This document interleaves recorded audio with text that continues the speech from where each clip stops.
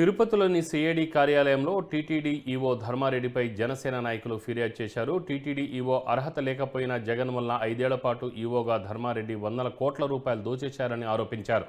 కూటమి అధికారంలో రావడంతో అతను విదేశాలకు పారిపోయేందుకు ప్రయత్నాలు చేస్తున్నారని వాళ్లు తెలిపారు.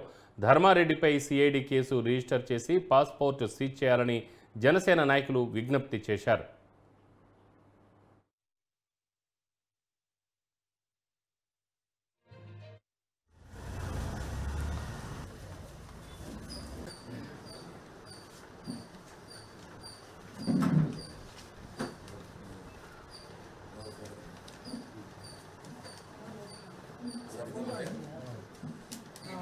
ధర్మారెడ్డి ఆయన లీవ్ అడిగారు.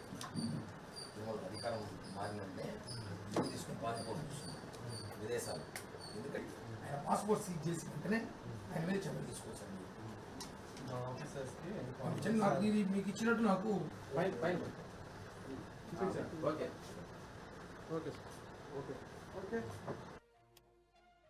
జనసేన పార్టీ తరఫున సిఐడి డిఎస్పీ గారికి ఒక కంప్లైంట్ ఇవ్వడం జరిగినది. ఆ కంప్లైంట్ ఏమంటే, టీటీడీ ఈఓ ఏ అర్హత లేకపోయినా ఐఏఎస్ అని చెప్పుకొని జగన్మోహన్ రెడ్డి ఆశీస్సులతో గత 5 ఏళ్లుగా టీటీడీలో ఉంటూ తిరుమలలో అన్ని శాఖలకు ఆయనే అధికారి. టీటీడీలో ఆయన దోచింది అంతా ఇంత కాదు, కొన్ని వందల కోట్లు టీటీడీ నిధులు దోచేశాడు.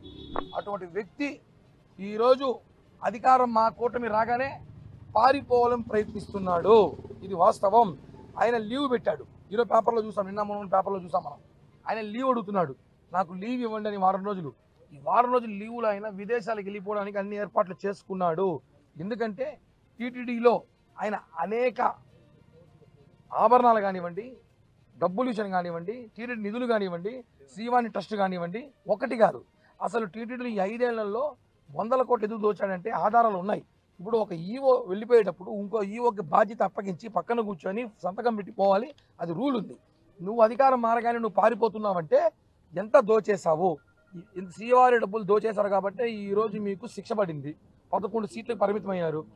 ఈరోజు ఎంతమంది మీద కేసులు పెట్టారు, ఎంతమందిని ఇబ్బంది పెట్టారు. కొండపైన ఉద్యోగస్తులను, వ్యాపారస్తుల్ని అరెస్ట్ చేశారు, కిడ్నాపులు చేశారు.